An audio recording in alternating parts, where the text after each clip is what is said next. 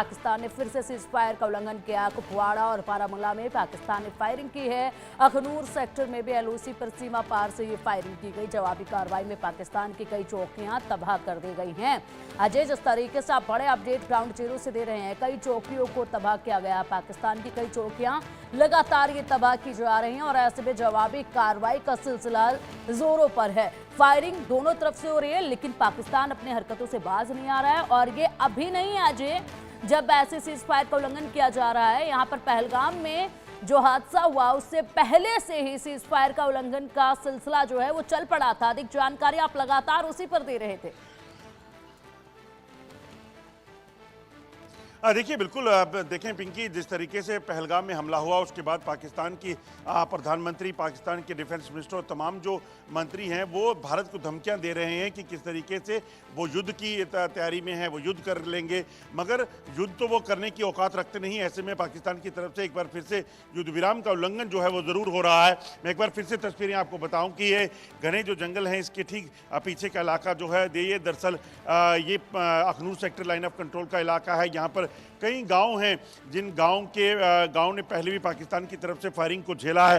बीती रात भी पाकिस्तान की तरफ से युद्ध विराम का उल्लंघन करते हुए कई भारत की चौकियों जो है उन पर फायरिंग की गई अखनूर सेक्टर में। और इसी तरह से ये फायरिंग जो है वो आपको बता दूं कि बारामूला और कुपवाड़ा सेक्टर जो लाइन ऑफ कंट्रोल का इलाका है वहाँ पर भी की गई। इससे साफ अंदेशा है कि पाकिस्तान दरअसल यहाँ पर हालात ख़राब करने के प्रयास कर रहा है। वहीं जानकारी के मुताबिक भारतीय सेना ने भी जवाबी कार्रवाई जो पाकिस्तान के खिलाफ की और उसमें कई पाकिस्तान की चौकियों को जो है नुकसान पहुंचा है। इसमें कई पाकिस्तानी सैनिकों के जख्मी और यहाँ मारे जाने की खबर जो है वो भी सामने आ रही है।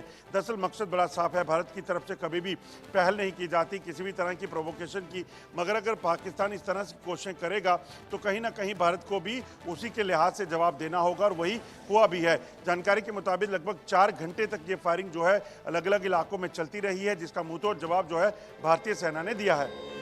बिल्कुल, मुंहतोड़ जवाब लगातार भारतीय सेना की तरफ से अजय दिया जा रहा है और ऐसे में ऑपरेशन काफी तेजी के साथ आगे बढ़ रहा है। आशिक हमारे सहयोगी बारामूला से जुड़े हुए हैं और अभी तक अपडेट आप खैबर पख्तूनख्वा पर दे रहे थे, लेकिन आशिक अगर ग्राउंड जीरो की हम बात करें तो किस तरीके से कार्रवाई आगे बढ़ती हुई नजर आ रही है आपको फिलहाल, क्योंकि आप पल पल की हर बड़ी खबर पर अपडेट दे रहे हैं। ग्राउंड जीरो पर हर तरफ निगरानी जो है हमारे सहयोगियों की बनी हुई है। ऐसे में आशिक, क्या फिलहाल सुबह के बड़े अपडेट है, सुबह की कैसी तस्वीर आपको वहां पर नजर आ रही है?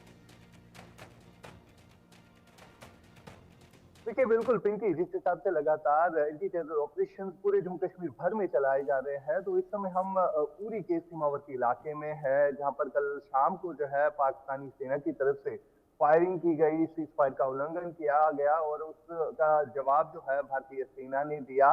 फिलहाल यहाँ पर हमने कई सारे लोगों से भी बात की जो कि कहीं ना कहीं डरे और सहमे हुए हैं, क्योंकि लगातार जब फायरिंग होती है शाम के टाइम पे ये लोग जो है बंकर्स में छुप जाते हैं। यहाँ के लोगों का कहना है कि जो पहलगाम में हमला हुआ उसका बदला भारतीय सेना और सरकार जो है लेगी, लेकिन सबसे बड़ी प्रायोरिटी जो है यहाँ पर लोगों की बनती है। जब भी यहाँ पर फायरिंग होती है तो इस इलाके में जो है कहीं ना कहीं दहशत का माहौल बन जाता है और जो पाकिस्तान से फायर आता है वो ये नहीं देखते वो किस पर चलाएंगे, वो सिविलियन पॉपुलेशन को ही टारगेट कर रहे हैं। हालांकि हमने कई जगहों का विजिट भी किया जहां पर ज्यादातर सिविलियन पॉपुलेशन को ही 2019 में जो है टारगेट बनाया गया था। एक ही गांव के 5 लोगों को मारा गया था पाकिस्तान की फायरिंग की वजह से। फिलहाल जो सीमावर्ती इलाके हैं यहाँ पर तनावपूर्ण सूरत बनी हुई है। हालांकि लोगों के लिए बंकर्स बना गए हैं, लेकिन लोग जो है कहीं ना कहीं ये मांग कर रहे हैं कि जिन आतंकियों ने, पाकिस्तान से आए हुए आतंकियों ने जिस तरह पहलगाम में आतंकी घटना को अंजाम दिया उसका मुंहतोड़ जवाब देना चाहिए और वक्त आ चला है कि पीओके में जितने भी आतंकी कैंप्स चल रहे हैं उनको नष्ट करना चाहिए। जी बिल्कुल, एक और बड़ा अपडेट सामने आशा, एक अपडेट आपसे लेते रहेंगे। फिलहाल बड़ा अपडेट, यूएन में भारत ने पहलगाम हमले का मुद्दा उठाया है। पहलगाम आतंकी हमले को लेकर यूएन में पाकिस्तान को लताड़ा गया। यूएन की बैठक में भारत ने पाकिस्तान को बताया रोग स्टेट, वैश्विक आतंक को बढ़ावा देता है पाकिस्तान। भारत ने दुनिया से आतंक पर एकजुट कार्रवाई की मांग की है। वैश्विक आतंक को बढ़ावा देता है पाकिस्तान, इसमें कोई दो राय नहीं है। और ऐसे में अब यूएन में भारत ने पहलगाम हमले का मुद्दा उठाया तो सभी ने पाकिस्तान की निंदा की। आतंकी हमले को लेकर यूएन में पाकिस्तान को लताड़ा गया है। जो यूएन में पाकिस्तान को लताड़ा गया है पहलगाम हमले को लेकर और ऐसे में अब सबको एकजुट होने की जरूरत भी है इस आतंकवाद के खिलाफ। किस तरीके से आप देख रहे हैं पूरी इस कार्रवाई को?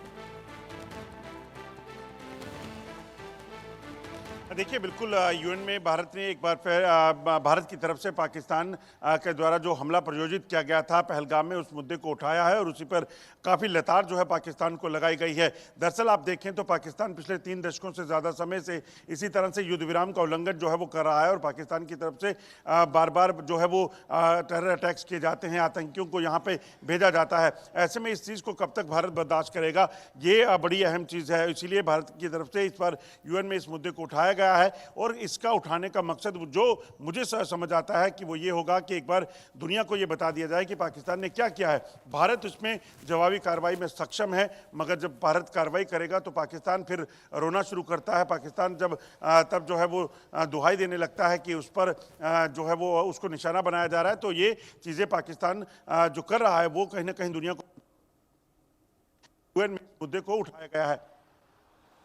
बिल्कुल वाकई में, और तगड़ी लताड़ जो है वो पाकिस्तान को यहाँ से पड़ी भी है। और ऐसे में जो पाकिस्तान अपनी लगातार सफाई अजय देता रहा है, जिस तरीके से कहा जा रहा है, और हाल ही में वहां से जो प्रतिक्रियाएं निकलकर सामने आ रही है, साफ तौर पर पल्ला झाड़ने का काम किया जा रहा है। और ये कोई पहली दफा नहीं है जब इस तरीके से किसी भी आतंकवादी गतिविधि से पल्ला झाड़ रहा हो पाकिस्तान। इससे पहले तव्वुर राणा को लेकर पल्ला झाड़ा गया, लेकिन तव्वुर राणा यहाँ पर खुद तमाम अपनी जानकारियों में यही बता रहा है कि वो पाकिस्तान की ही आर्मी में था। उसके बावजूद भी यहाँ पर पाकिस्तान मानने को तैयार नहीं है। अजय, अगर बात की जाए तो आगे अब किस तरीके से और कार्रवाई देखी जा रही है? लताड़ यहां पर पाकिस्तान को यूएन से पड़ चुकी है। ऐसे में एकजुट जो है आतंकवाद के खिलाफ सभी को होना है, सभी कंट्रीज को होना है। लेकिन दूसरी तरफ पाकिस्तान भी कुछ कंट्रीज से अपने सहयोग की बात कर रहा है, जैसे कि तुर्की से कल हथियारों का जखीरा भेजा गया है।